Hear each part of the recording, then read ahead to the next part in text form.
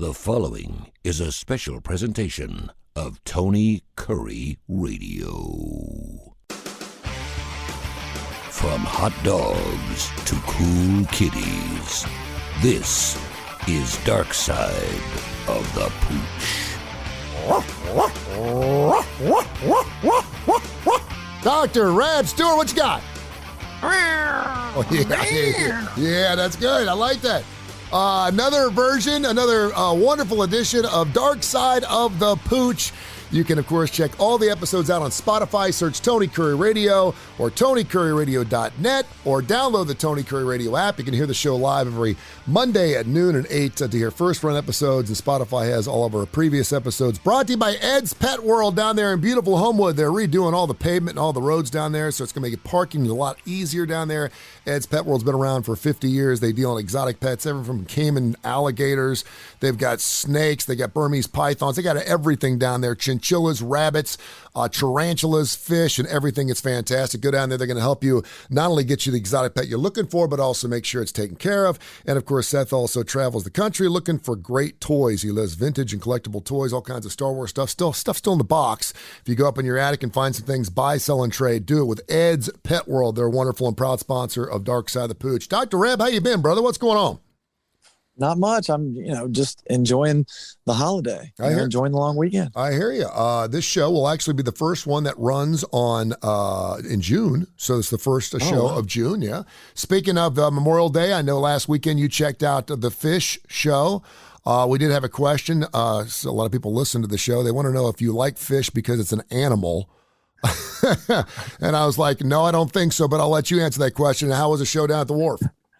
Oh, they were great. There were 3 shows. I only saw 2 of them. But they were everything you could ask for, more a great set list and great music. So they were a lot of fun. But I didn't, when I first started listening to Phish, I was probably 13 or 14 years old. So maybe I'm a veterinarian because of Phish and not the other way around. There you go. What were some of the cover tunes they did? Because I know they do a bunch of covers too. So Saturday night, and those were 2 probably of my favorite songs that they played all weekend. They played "Walk Away," so that's James Gang, nice. And they rock it. I mean, if you're out there and you want to see what a rockin' version of "Walk Away" is, then just look it up on YouTube. There'll probably be a dozen versions that Phish plays. And then there's a rare cover that they do. They've only played it. This is my Phish geekery. They've only played it 3 times since 1998, and it is Jimi Hendrix's "Isabella," and it is highly coveted at Phish shows. And so we got it Saturday night, and it was a barn burner. Trey Anastasio can rip that song to shreds. That's great. I was supposed to be down there with you. I appreciate the opportunity to go down there, and I promise I will see a Phish concert with you in the future. It just wasn't going to happen this past weekend. You have to. I promise. You have to. It's great. It's even, love it or hate it, it is an experience that you will never forget. Speaking of experience, I just saw a couple of days ago, too, where Johnny Depp, right after his big defamation, his big civil lawsuit, he was on stage with Jeff Beck last Sunday in England, and he did a cover of a John Lennon tune. He did some Jimi Hendrix, and he also did What's Going On from Marvin Gaye. So who knows what you're going to check out on your stages throughout this wonderful summer here. Darkside of the Pooch, Ross Bridge Vet, at Ross Bridge Vet on Twitter, the Ross Bridge Animal Hospital, of course, on Facebook. We have some great mutt mail we'll get to all over the country.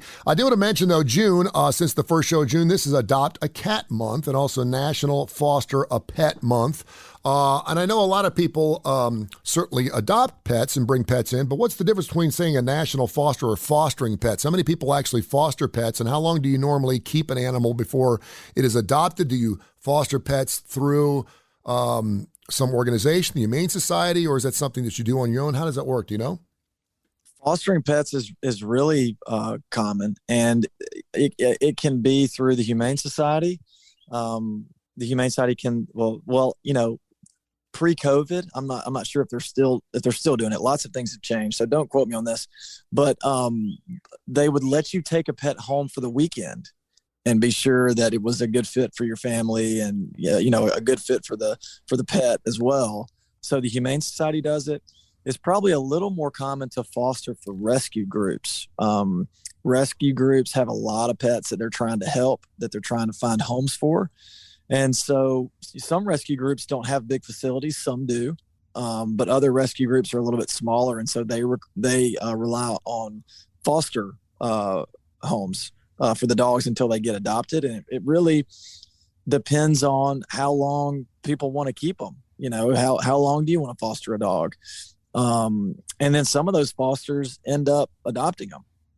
But we see the majority of our foster pets are from rescues, and they're just temporary homes until the dog can find a forever home. Yeah, and God bless those people that do that, because I know foster parents, and I realize that there is a connection there with that child. And sometimes they keep a child for 4, 5, 6, 7 months, and to let that child go and to know they did everything they could to help that child, in this particular case, a pet, and then to have to let it go is pretty amazing. It's pretty amazing work.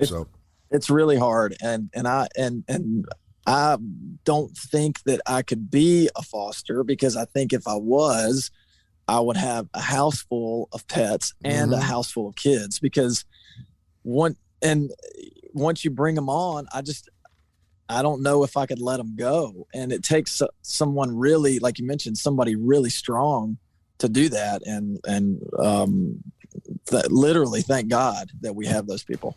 All right, so I want to get a little psychological with you, a little philosophical. I saw this story last week. 2020 study at Leuven University in Hungary demonstrated that while dogs don't pick up the detail in human speech, they can, in fact, comprehend the owner's words at a very basic level. We've talked about this on the show. If some owners are thinking that it doesn't matter what I say to my dog because the dog is watching the gestures I do or finding out from context what he or she do, it's not entirely true. They do listen to human speech. A 2021 study conducted at Delaware University in Canada found the average canine knows. How many words do you think the average canine knows? 21. 89 words or phrases that they can respond to. Researchers all concluded that smarter pooches can respond to 200 words, putting in the vocabulary par with a 2-year-old human being. A border collie known as Einstein, who passed away in 2019, could recognize more than 1,000 words, making them intellectually equal or on par to a 3-year-old child. And basically what they're saying, and said, yet for all their intelligence, they say dogs don't know better when they act up. Those dotty puppy eyes your pooches flash at you when they've chewed your favorite shoes aren't actually quite an apology, as many owners assume. It's not guilt. The dog knows you're upset, so the dog is trying to appease you. But the whole article was based on our not only movements, but the way we say words, the inflection of our voices, and how it makes our animals feel in and around our home. And much like children, we use these analogies a lot. I think it's really good for parents not to let your kids see you entirely upset. I think sometimes it's good for them not to see you cry when you're upset, particularly when you're watching news. We've had a lot of shootings over the last 3 or 4 weeks. What does it do for your pets? How do your pets, based on what you know about animals, what do your pets see and feel around the house? Obviously, shouting's not a good thing. I think anytime you raise your voice, animals don't like it. But what have you learned from that? Well, my dog is he is well versed in screaming and running and getting jumped on and climbed on and having all sorts of things happen to him because of our 3 kids. So, but I think that they can tell a difference between this is the everyday run of the mill kids are running through the house screaming versus, a real problem.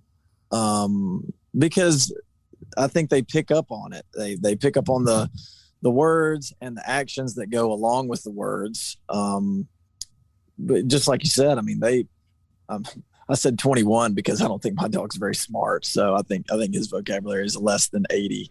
But the other thing is, this is always funny if you're talking to a dog, and you can as long as you're using a happy voice, you can say anything and they'll wag their tail. So yeah. There's a lot of truth into the tone that you use, the inflection of your voice.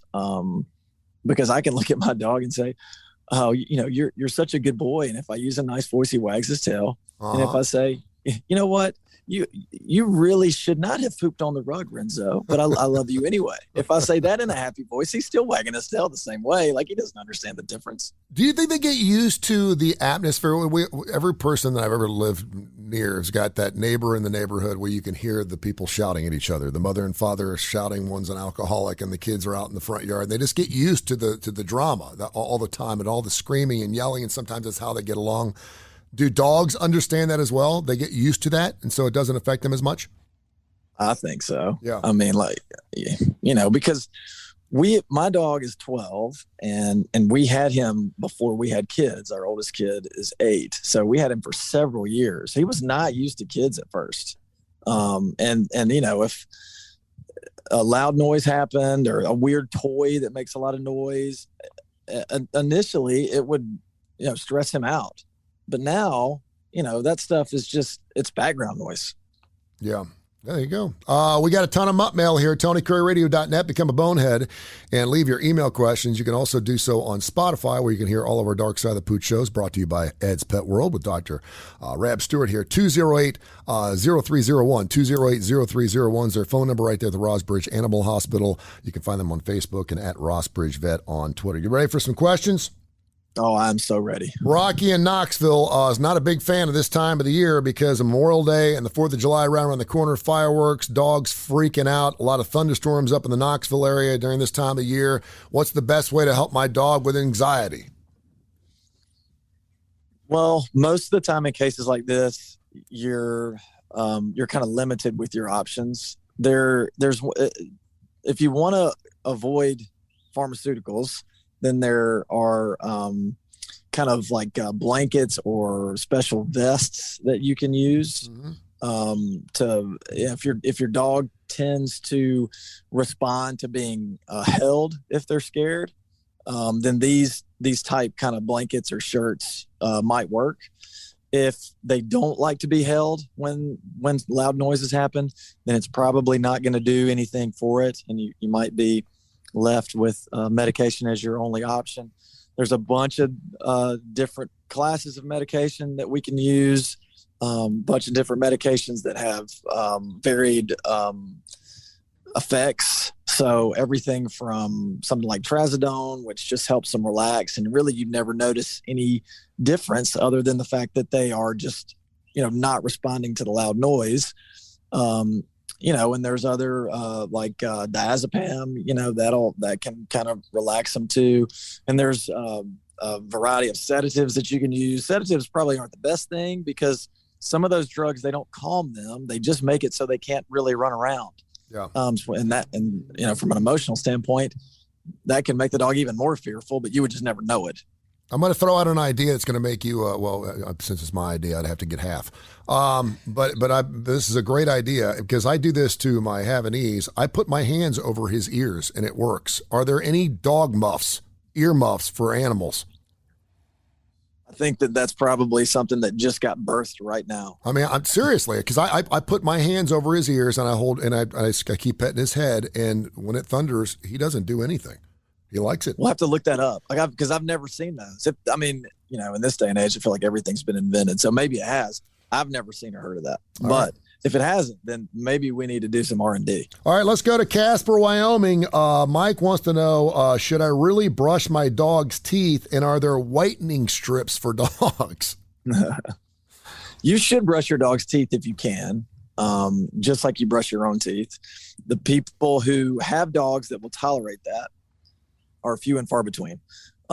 You'll have better luck if you start when they're a puppy, because then you can you restrain them a little bit better, and the idea is they'll get used to it.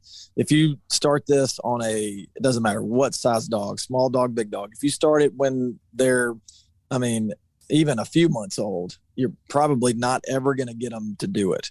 And if you're gonna do it, you need to do it every other day. Every other day?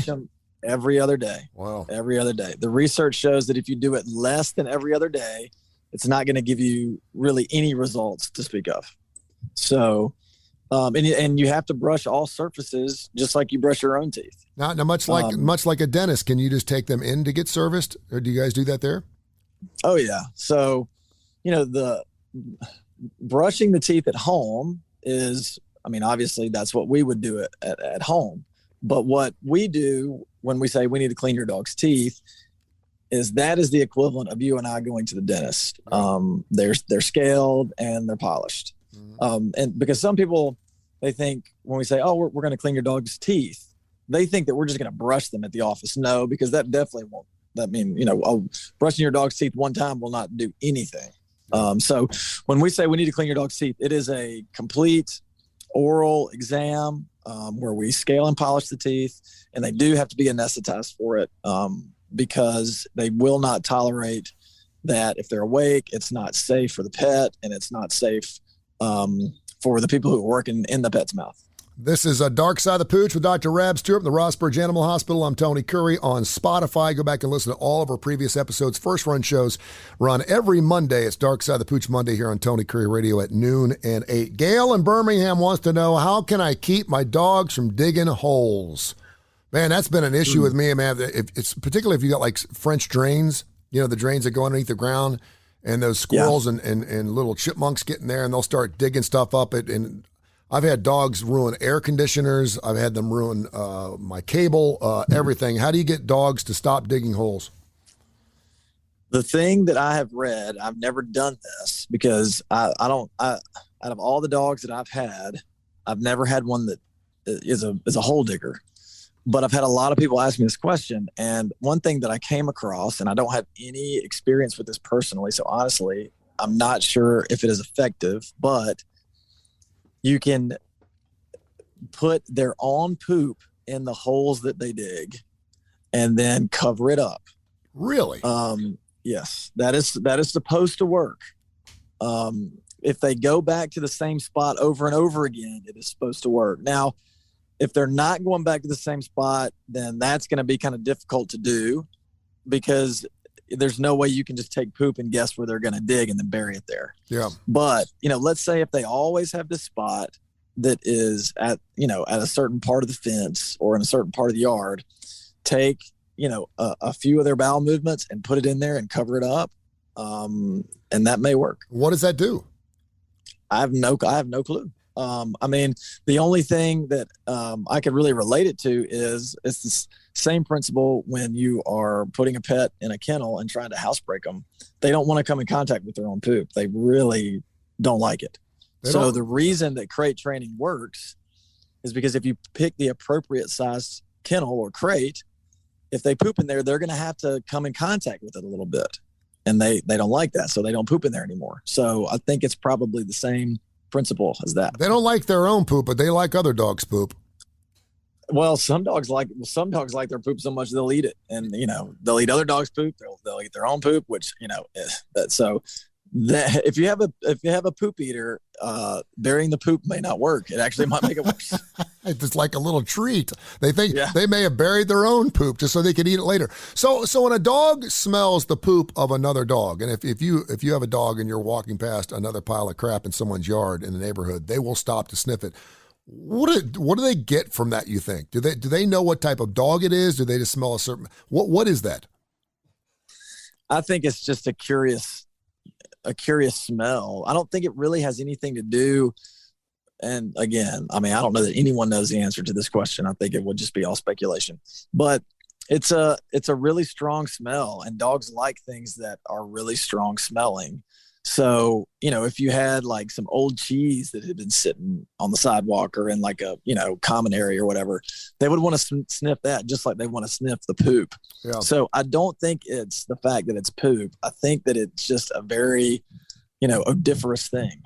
I got you. Go to Spotify, search Darkside of the Pooch or Tony Kurre Radio. That's Kurre with a K, and you can hear hundreds of different episodes, everything from Blues Almighty, The Damon Johnson Show, Adapter Parish, and of course Darkside of the Pooch. We do live every Monday on Tony Kurre Radio, first run shows at noon and 8. Brought to you by Ed's Pet World down there in beautiful Homewood. Check out Ed's for all your exotic pets and toys as well. Stacy in Rainbow City says, why do dogs love cat food so much? I think it's just because it's different. Okay. It's different than what you would normally give them. And that different smell or different texture or different taste, they just they just want it. It's just something a little different. That's what I think. Okay. This is a great question, and I'm surprised I didn't think of it because my next door neighbor when I lived in Westchester, Ohio, had this issue. Her name was Karen, and she used to love dog food. And they kept a big bag of Purina dog chow out in the garage to feed their beagles. And every time I went over there, she was out in the garage taking handfuls of dog food, and she did it till like she was 10 or 11 years old. I'm not sure what the situation was. I didn't see a TLC show on it or anything else. But Lucy in Fort Myers said her daughter loves to eat dog food. Sometimes she'll see her taking dog food out of the bowl in the house, and she's like, "What are you doing?" She's 9 years old. Have you heard of that? What is that? I've never, my kids have not done that, but that doesn't mean, well, I don't know. Maybe they have, and I just don't know it.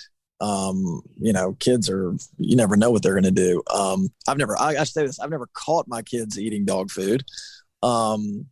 If they, I guess it would depend on the dog food that they're eating, but I wouldn't, again, I'm not a human doctor, so I don't know what taurine does to people or, these other minerals that dogs and cats need. I would think it'd be safe. It's just got a bunch of vitamins and amino acids and, meat byproducts, which people kind of cringe at, but actually the byproducts are really nutrient rich, very, very good for the pets. So, they're probably good for people too. I've always joked with my wife and said, look, if for some reason it all hits the fan, we have so much dog food at work. Yeah. Like if the apocalypse comes, let's just, maybe we can put it in some milk, eat it like cereal. I don't know, but hey, I'm not above eating dog food. Lucy said she's reached out later on and it's a long email. The last paragraph, she's reached out to a pediatric doctor and he said, it's not going to harm them. Just let it go. And she's like, I don't want people knowing that my 9-year-old eats dog food out of the bowl. I would say that it might be cheaper than eating regular food, but then again, I don't know. Now that we have all this inflation, I'm not sure. Is it cheaper to eat dog food or not to eat dog, or to eat other food? And as long as their coat is shiny, I think you let it go, man. Just keep letting it go. Beautiful, beautiful hair and nails when you eat Purina if you're a person. There you go. And nice teeth probably too. She's probably got nice teeth. This is Darkside of the Pooch. You hear it Monday live, every single Monday live at noon and 8. And, of course, go back and check out Spotify. It's fantastic, man. We have hundreds of episodes up there and, of course, a lot of the Darkside of the Pooches. And we have a little description of each show and some of the questions we ask as well. At Rossbridge Vet on Twitter, Real Rossbridge Animal Hospital on Facebook. Their number is 208-0301, 208-0301. Steve in Fort Worth wants to know what a bully stick is. Oh, a bully stick? Yes. It's a bull's penis, I believe. There you go. Yeah, I think you're right. And is that a chew toy? Is that something you eat? What do you do with a bully stick? Well, it can be a toy. It is digestible. So it can be both. I think they're basically the same consistency as like a rawhide or something called pig's ear, Yeah. So it's kind of in that same vein, which I don't know, that was not an intended pun there. Yeah, it was. It was. It wasn't, I promise it was. We both laughed at each other when you said it. Go ahead. But yeah, so they're fine. You just need to look out for the same things that you would look out for if you were doing a rawhide. They can be choking hazards if they get small enough before they can swallow them. But they're harmless. And it's a kind of a weird deal, but they're popular. And that would not be something you want your 9-year-old to partake in. By the way, what other? Because I know we have pigs. What do we have? Pig's feet or pig's ears. We have bully sticks. What are other parts of other animals that we're not aware of that dogs love to chew on? Deer bones are good. Dogs love deer bones. I was going to say bones. You can go into local grocery stores and find like huge femurs. I don't even know what animal they're from, but they are literally femurs, and they're like 2 and 3 feet long. Mm-hmm. That's crazy. They're like dinosaurs. I know, right? This is a great last question here, and kind of a serious one too. Holly in Vero Beach says that her dog needs to have a cancer surgery. First of all, she wanted to know what she needed to do. I don't know why she didn't ask her veterinarian about this, but that's why you're the king, Dr. Rab Stewart. What does she need to do for her animal the night before surgery? And then it's going to cost her $3,000, and they don't have a ton of money in their family. They're trying to figure out. So they're going to give it one shot. She said, how often does cancer come back in animals? Is this a situation where there's going to be a lot of cost associated with a cancer treatment down the road? Once the cancer is taken out, what happens? Well, there's a lot of variables to this question.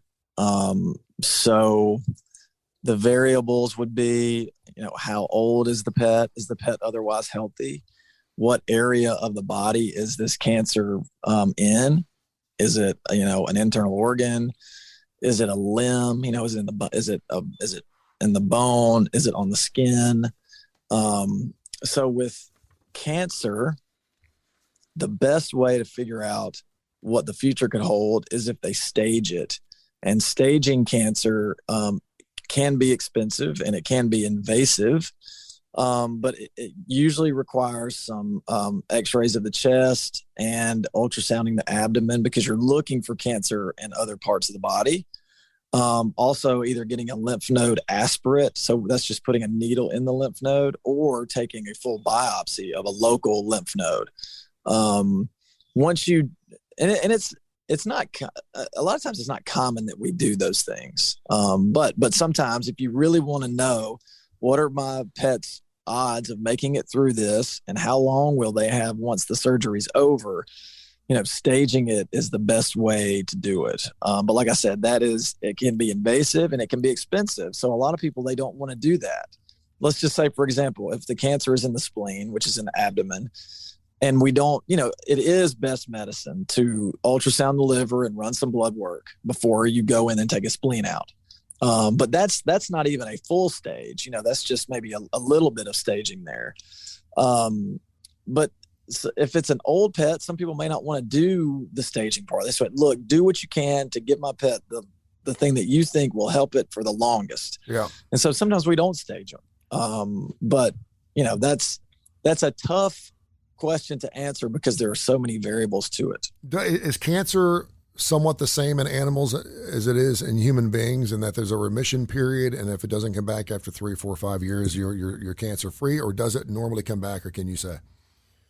So with most cancers in dogs, if it's surgical and it hasn't spread, then that can be curative.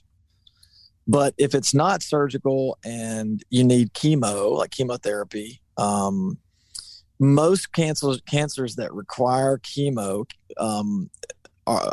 curative is not the best word. They can be put in remission, but if the chemo is stopped, then usually the cancer just comes right back. So the most common example of that is lymphoma.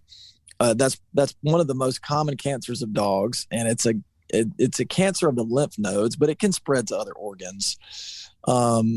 That's usually treated with chemo. And depending on what chemo you use, and depending on how severe the disease is, you might be able to give them 3 months. You might be able to give them 6 months. You might be able to give them 18 months. Yeah. But if you do a certain type of chemo, once you stop that, the lymphoma is going to reoccur, but it never left the body. You're just suppressing it with the chemo. Does that make sense? Yeah, it is. Is it expensive? I'm assuming it is. It depends on which one you choose. So Gotcha. if you choose, it can be treated with prednisone, and prednisone is very inexpensive, but that's not going to get you to that 18-month remission rate, most likely. Gotcha. If you want to do the injectable, there's a couple of different protocols for that. And the other protocols involving different types of injectable or oral chemo drugs. And so if you use some of these different protocols, that's when you can get them to 18 months if they're healthy. So, and there's some other factors at play. So like male dogs that get lymphoma, they die sooner than females. Not sure why. Large breed dogs, they die sooner than small breed dogs with lymphoma. Not sure why. There's 2 different types. There's B-cell lymphoma. There's T-cell lymphoma. There's high grade and low grade lymphomas. And so all this stuff, they're basically the same. They are a little bit different in what their survival rates can be. There you have it. Darkside the Pooch. You can hear it every Monday at noon and 8, brand new locations and brand new episodes right here on Tony Curre Radio. And, of course, go to Tony Curre Radio on Spotify and listen to all of our previous episodes. There's hundreds of episodes of all the shows. We do all 10 of them here on Tony Curre Radio. Brought to you by Ed's Pet World, around for nearly 50 years down there in Homewood. They're redoing the streets down there, so parking's going to be easier. They deal in exotic pets. They get everything from alligators to Burmese pythons. They have tarantulas. They have bearded dragons, chinchillas, the whole 9 yards. Great fish down there. Check them out. They're not only going to sell you a wonderful exotic pet, but also do everything they can to make sure that it has a very healthy and fruitful life with you. Plus, Seth travels the world looking for wonderful vintage and collectible toys, all stuff from Star Wars, watches, you name it. If you find anything in your house that you'd like to buy, sell, or trade with Seth, take it on down to Ed's Pet World. It's great, and kids will absolutely love Ed's Pet World. Check them out, 879-1331. Dr. Rab, until next week, fantastic show. Thank you so much. I appreciate you. I love you. Thanks, Tony. Love you. And since we didn't really get to do, because the way that we're doing the show, just one second to the families out there who have lost a loved one that has been in our armed forces. Our thoughts and prayers are with you. We are so thankful for their bravery, and for those that are still serving. Thank you so much for what you do and keeping us safe. Amen. Thank you, brother. Appreciate you. Talk to you next week. This has been a special presentation of Tony Curre Radio.